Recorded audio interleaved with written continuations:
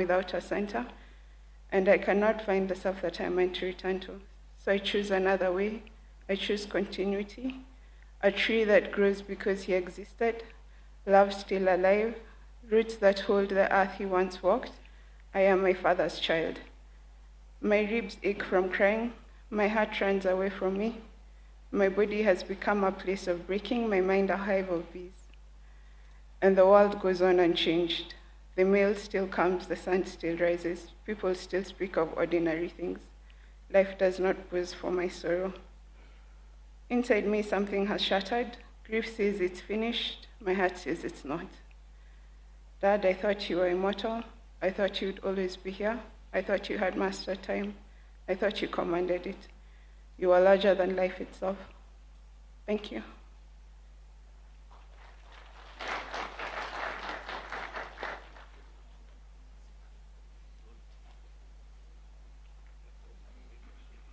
You can wait for her to do the eulogy. You can wait for Sonia to do the eulogy. You can stand with Sonia as she does the eulogy. Good morning, church.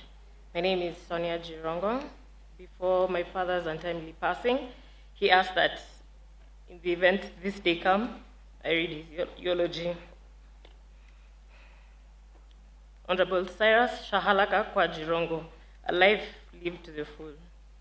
Today we gather not merely to mourn the passing of a man, but to celebrate a life that was lived boldly, fully, and without apology. We gather to honor Honorable Cyrus Jirongo, scion of the Tiriki, son of Kenya, a father and a brother, a builder, a kingmaker, and a force of nature. Cyrus Jirongo was born on 21st March 1961 in Virembe village, Shamahoho of Tiriki in Hamisi, to the late Paul Jirongo Shahalaka and Selina Ikonanga Jirongo. He was the 11th child in a family of 13, raised in a home grounded in Christian faith, discipline, and enduring belief in hard work. Growing up on the edge of the forest block in Lumakanda, he learned early the values that would define him for life: responsibility, generosity, courage, and a natural instinct to lead.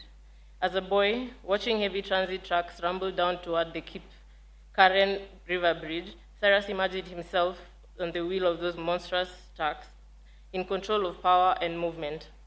It was an early sign of a man drawn to scale and possibility. From a young age, it was clear that he was not meant for small things.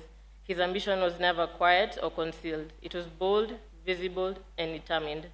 His early education was at Lumakanda DEB Primary School, followed by Mangu High School, which instilled discipline and confidence, but it was equally evident that his education would not be confined to classrooms alone. Immediately after high school, Cyrus made the defining choice. He entered the world of business. Entrepreneurship summoned him, not as an option, but as a command, and he answered without hesitation. He understood markets intuitively. Where others feared risk, he saw opportunity. He built, expanded, failed, rose again, and built bigger.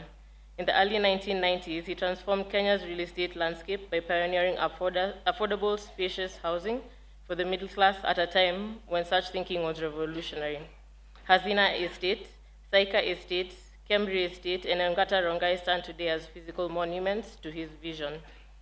Beyond real estate, his footprint extended across energy, cement, production, logistics, finance, and later into African mining and carbon markets. Cyrus Jirongo did not merely participate in the economy, he helped to shape it. He believed that enterprise was not only about profit, but about dignity, jobs, and opening doors where none had existed. Though he learned relentlessly from experience, he also held a deep respect for formal education. He believed that knowledge was the one possession no one could ever take away. Later in life, he returned to the classroom, earning a higher national diploma in management from Cambridge University and an executive MBA from Jomo Kenyatta University of Agriculture and Technology. It was, however, in public life that Cyrus Jirongo became a national figure. In 1992, he was thrust onto the political stage as chairman of Youth for Kani 92, where he established himself as a master mobilizer, organizer, and strategist. His influence during his period was so pronounced that it put his as well business success in jeopardy and forced him into active politics.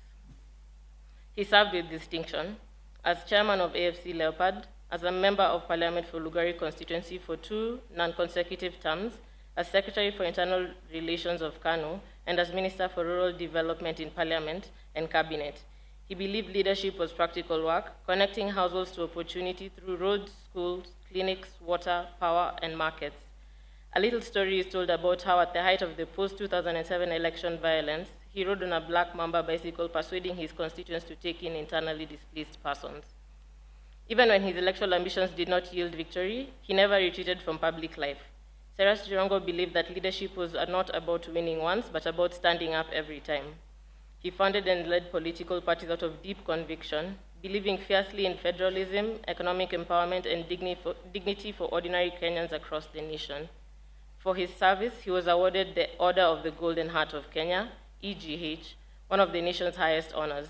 Yet those who knew him best will tell you that titles mattered less to him than impact. His proudest legacy was not office, but people. Students whose education he paid for, families he supported, entrepreneurs he backed, businesses he rescued, and communities he uplifted. His role in championing the growth of Masinde Muliro University of Science and Technology remains a lasting gift to Western Kenya and the nation. Beyond public life, Cyrus Jirongo was above all a family man, a patriarch in the truest sense. He was husband to Anne Kanini, Christy Nyokabi, and Anne Lanoi, and a devoted father to many children, each carrying a piece of his spirit. To them, he was not a politician or tycoon. He was simply dad, loud, loving, demanding, generous, and present. He celebrated their victories loudly, corrected them firmly, and believed in them relentlessly. His multicultural children speak of a man who taught not through lectures but by example, a man who believed in courage, discipline, forgiveness, and laughter. His presence filled rooms, his humor disarmed tension, his voice carried authority. He gave freely, sometimes too freely, but always from a place of love. To his siblings, Cyrus was more than a brother. He was a pillar, a shield, a provider, and a pathfinder. He carried his family with him as he rose, never forgetting where he came from, never abandoning those behind him. In life as in death, he remained the center that held many together. Cyrus Jirongo lived as he was, authentic and unapologetic. He spoke the truth, he took risks, he failed publicly and rose again every time. He believed fiercely in possibility. He loved deeply and gave generously. Today, Kenya has lost a political giant. Western Kenya has lost a son. His family lost a husband, a father, a brother, and a protector.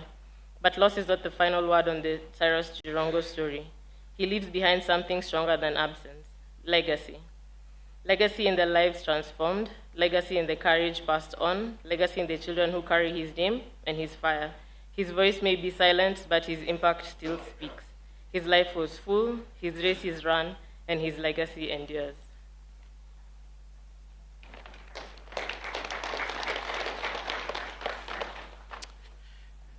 Thank you so much. Why can't we just appreciate the children of Honorable Cyrus Jirongo